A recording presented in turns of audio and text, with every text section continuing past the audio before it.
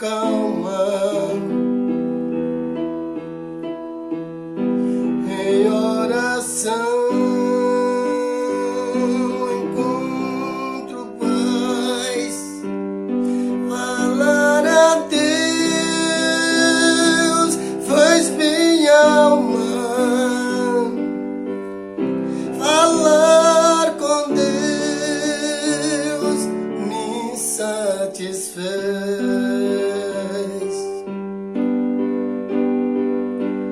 Grande é o nosso Deus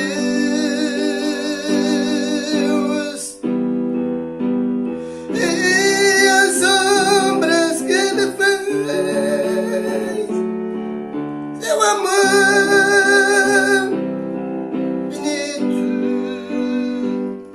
em seu perdão encontro paz.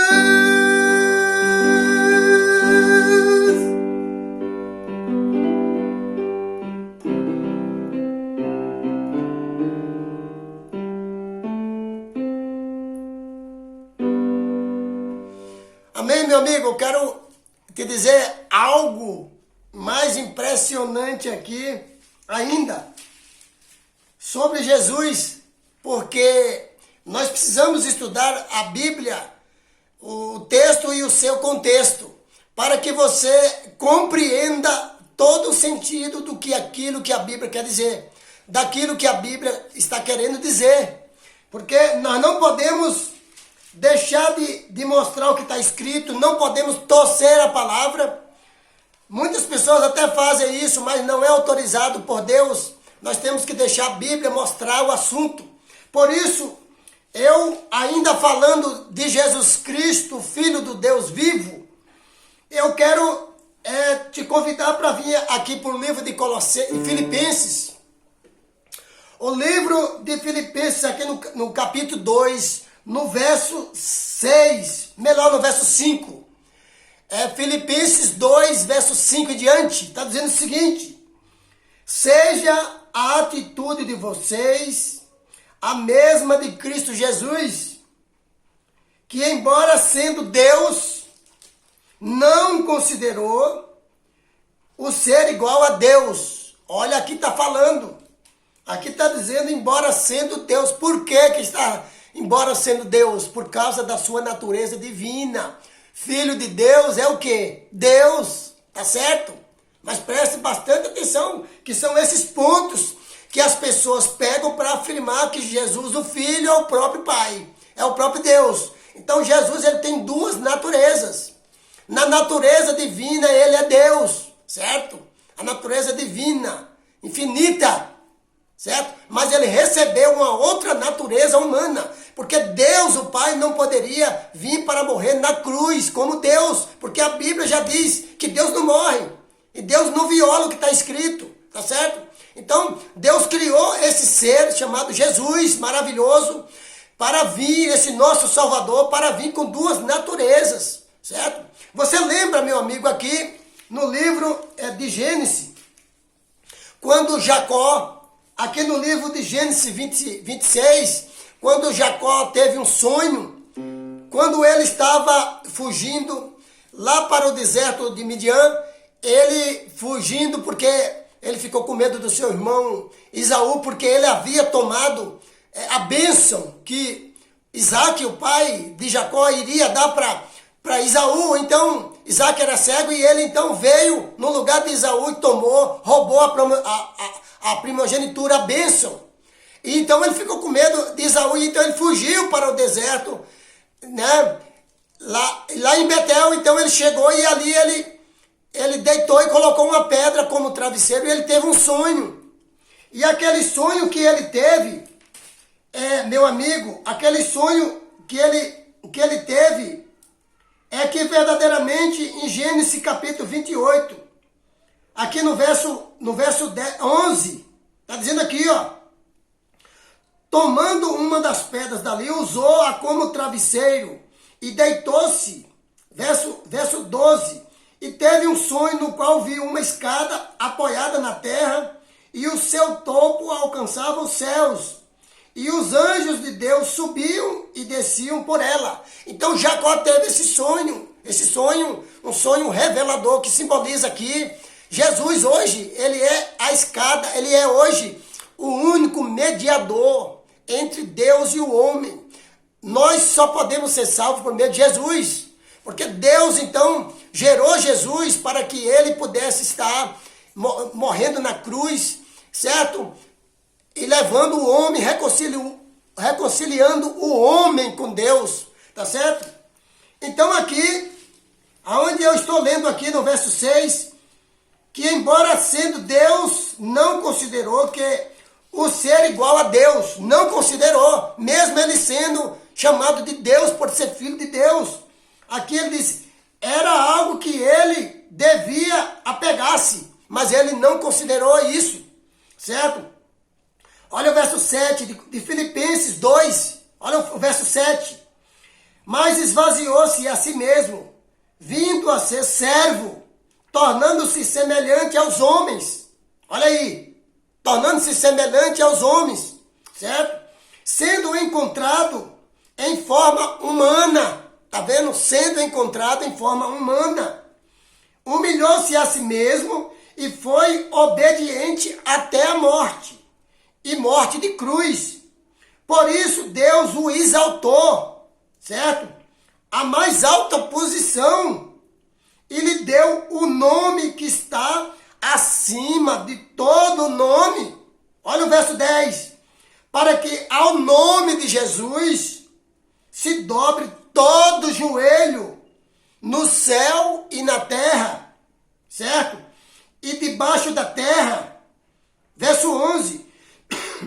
E toda língua confesse que Jesus Cristo é o Senhor, para a glória de Deus o Pai. Você está vendo que texto revelador, falando sobre Jesus, mesmo ele sendo chamado de Deus, ele não se apegou a isso, ele se humilhou até atingir a forma humana, a forma de servo, certo? Por causa disso, Deus o exaltou. Lembra que Deus chamou os anjos e disse, agora adore ele, porque eu estou dando para ele toda a minha autoridade. Hebreus capítulo 1, verso 6. Então, aqui, tudo isso, ele está sentado à direita do Pai, esperando, né? Por isso, Deus o exaltou a mais alta posição e deu o nome, que está acima de todo nome, para que ao nome de Jesus se dobre todo o joelho no céu e na terra. E eu pergunto para você, meu amigo, com toda a sinceridade do meu coração, você está dobrando os seus joelhos diante de Jesus? Como está dizendo aqui? Ou é diante de um homem na terra, por um sacerdócio falso, pagão, certo? Por causa que tomou isso, a força, introduziu isso dentro do cristianismo, a força, certo? Como eu já preguei nos meus vídeos lá, certo? Colocou esses ensinamentos que o povo olha para um lado, o povo olha para outro lado e não tem para onde correr. Tem que aceitar, porque é a maior autoridade aqui do nosso planeta, o pontífice. O que ele disser aqui está dito, meu amigo. Se coloca como se fosse o próprio Deus. Então, meu amigo, esse sacerdócio não é verdadeiro.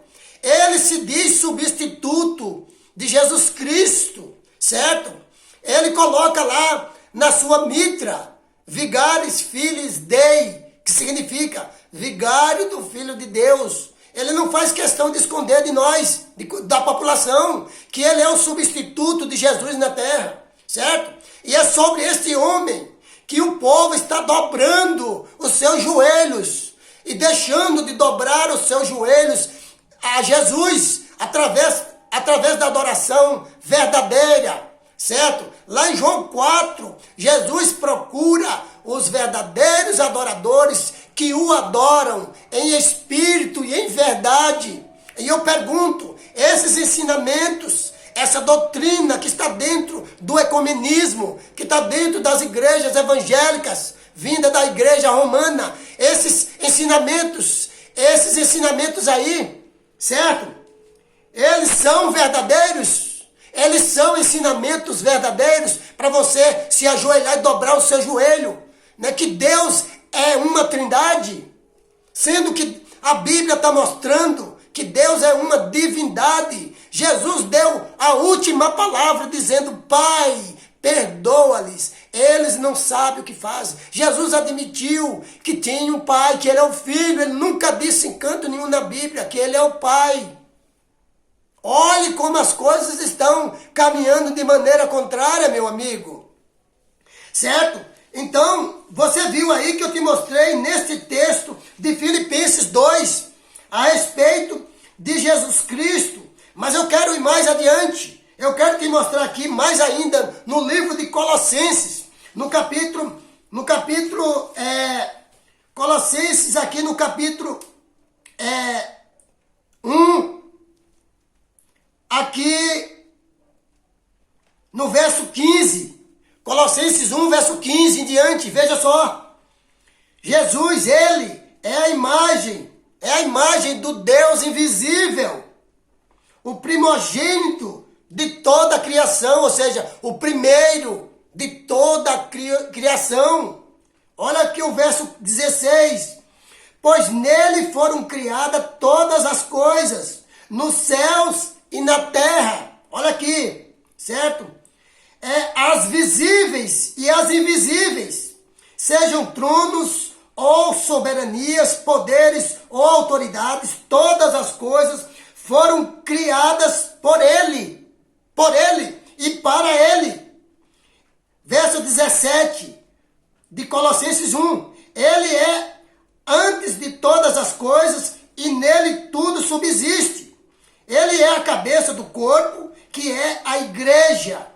É o princípio e o primogênito dentre os mortos, para que em tudo tenha a supremacia. Pois foi do agrado de Deus que ele habitasse toda a plenitude. Olha aí o verso 19. Pois foi do agrado de Deus que ele nele habitasse toda a plenitude do Pai, certo? E por meio dele reconciliasse consigo todas as coisas, tanto as que estão na terra quanto as que estão nos céus, estabelecendo a paz pelo seu sangue derramado na cruz. Você está vendo, meu amigo? Diante de quem nós temos que dobrar os nossos joelhos e adorar? É justamente diante de Jesus Cristo e do seu Pai, e do nosso Pai, certo?